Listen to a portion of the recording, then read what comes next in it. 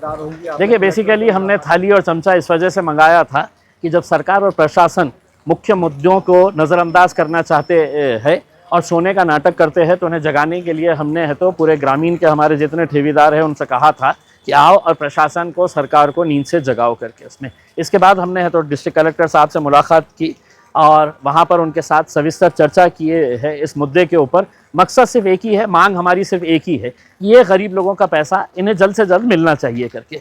ये कोई अपना बेमानी का पैसा नहीं है, ज़िंदगी भर मेहनत करके कमाने वाले लोग हैं जिन्होंने है तो एक पद संस्था जो गवर्नमेंट रिकॉग्नाइज करती है उसके अंदर पैसा डाले। चेयरमैन डायरेक्टर्स ने एक दिन बोले हैं कि तुम्हारा पैसा डूब गया, अब चले जाओ, मर जाओ, कुछ भी करना है, जो करना है कर लो करके। उसने 75 लोगों की अभी तक हत्या कर चुकी है ये सरकार ने, ये प्रशासन ने। इसका जवाबदार कौन रहेगा उसमें? ये कोई इंसान अगर मर जाएगा तो इसकी दखल भी नहीं ली जाएगी करके। तो हम इनके लिए लड़ाई लड़ रहे हैं। बहुत सारे लोगों को पैसा मिल चुका है, अभी बहुत सारे लोगों का पैसा बाकी है, वो जल्द से जल्द मिले।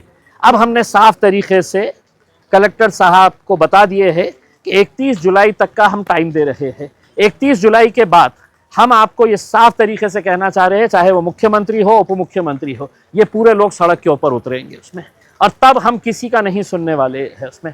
हमने सुनते सुनते, इंतज़ार करते करते हमने 75 लोगों की जानें गंवा चुके हैं। अब इससे ज़्यादा हम लोगों की मौत देख नहीं सकते। 3 साल से आप ये लड़ाई लड़ रहे हैं, कई धरने मोर्चे और कई जगह पे आपने वोट किया, लेकिन कहाँ जाके ये मामला रुकेगा, कब मिलेगा इन लोगों को? देखिए, कोई भी सरकार की प्राथमिकता जो होती है ना, वो गरीबों के लिए नहीं होती है। प्रशासन की प्राथमिकता गरीबों के लिए नहीं होती है उसमें।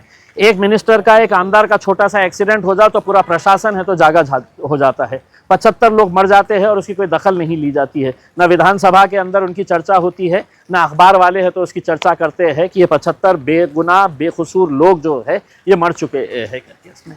तब ये लड़ाई है, हम सरकार प्रशासन के खिलाफ लड़ रहे हैं। हमें यकीन है कि कामयाबी मिलेगी हमें। कलेक्टर की तरफ से क्या आश्वासन मिला?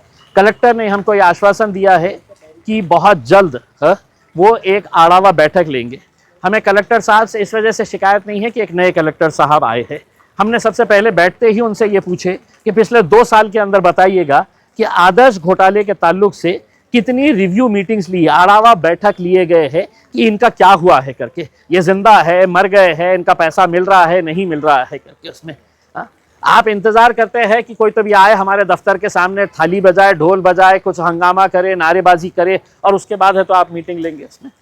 तब उन्होंने हमको आश्वासन दिया है कि जल्द से जल्द वो एक आढ़ावा मीटिंग लेंगे करके, और हमने उनको एक टाइम दे दिया है कि 31 जुलाई तक इनको कुछ ना कुछ तो भी फैसला इनका हो जाना चाहिए, इनका कुछ ना कुछ तो पैसा मिलना चाहिए। हम ये उम्मीद नहीं कर रहे हैं कि पूरा का पूरा पैसा एक साथ मिले करके, लेकिन कम से कम जिंदा रहने के लिए कुछ ना कुछ पैसा इनको मिलना चाहिए 31 जुलाई तक।